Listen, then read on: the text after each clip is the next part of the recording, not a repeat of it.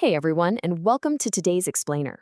We're diving into a truly remarkable piece of literature today, Thanhhà Lai's acclaimed book, Inside Out and Back Again. We're going to break down the powerful story, the incredibly unique literary style she uses, and, of course, the very real history that inspired the whole thing. Basically, consider this your full book summary, designed to give you a really comprehensive understanding of this beautiful, moving narrative. Here's a quick roadmap for our journey today. We'll kick things off with fleeing Saigon, then transition into peacetime in Alabama. After that, we're going to explore the power of free verse, and finally, we'll uncover the true story behind Ha. Let's get right into it. Section 1. Fleeing Saigon, the Fall of a City. We're starting our summary right in the shoes of our fictional protagonist, Ha. She's a 10-year-old girl who suddenly has to navigate some unimaginable historical upheaval. To really grasp what Ha is going through, I want you to listen to this arresting quote taken directly from the text. "No one would believe me, but at times I would choose wartime in Saigon over peacetime in Alabama." Wow. Think about the sheer weight of that statement for a second.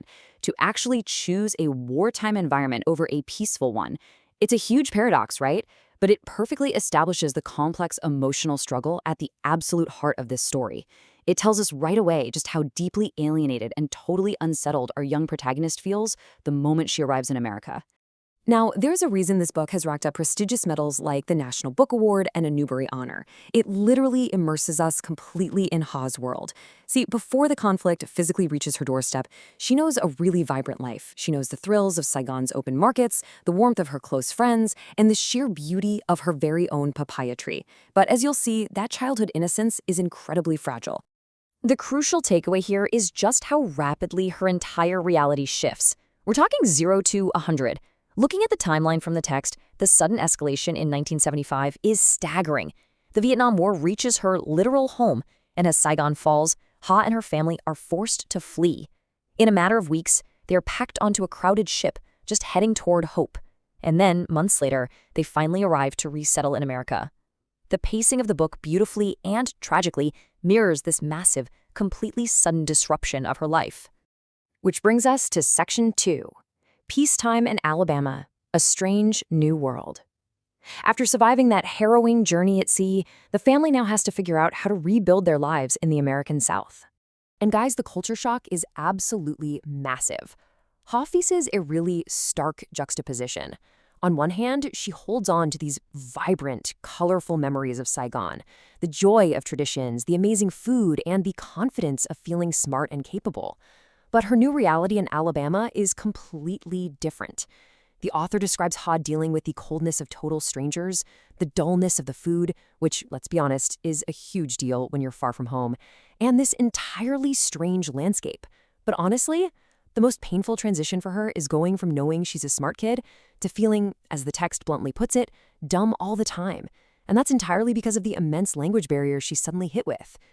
Ultimately, this whole middle section of the novel acts as a deeply moving summary of one young girl's year of intense change.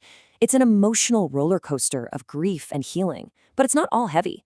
Through a series of really poignant and, honestly, unexpectedly funny mistakes, she slowly regains her academic and social confidence. Step by step, she starts rebuilding her little corner of the world, anchored by the strength of her family. Moving on to Section 3, the power of free verse, finding the voice. Okay, so now that we've got a handle on the plot and the emotional arc, we absolutely have to talk about the brilliant literary device the author used to tell this story. So the entire book is actually written in free verse. If you weren't familiar with that term, free verse is basically poetry that doesn't follow a strict rhyme scheme or have a regular meter. The author utilized this super accessible, short poem format specifically because it conveys quick, sharp, highly visual phrases. It strips away all the fluffy, unnecessary words and just paints these massive emotional pictures with very little text. And you know what? That is an incredibly effective way to capture a 10-year-old kid's raw, immediate, unfiltered emotions. But pulling off this unique style, yeah, that didn't come easily at all. The author, Thanhhà Lại, literally struggled for 15 years to find the authentic voice for this story. 15 years! First, she tried long, flowing third-person sentences, but quickly realized a distraught 10-year-old just wouldn't think like that. Then she tried this distant, Hemingway-ish prose, but that totally failed to capture Ha's internal rage and frustration. Finally, she just started jotting down these sharp, fragmented phrases that actually mimicked what thinking in Vietnamese sounded like. Because remember, Ha hadn't even learned English yet in her own head. That breakthrough is exactly what gave the book its unforgettable, crisp imagery. It was a total game changer. And that leads us right into our final section, Part 4, the true story behind Thanhhà, pulling back the curtain.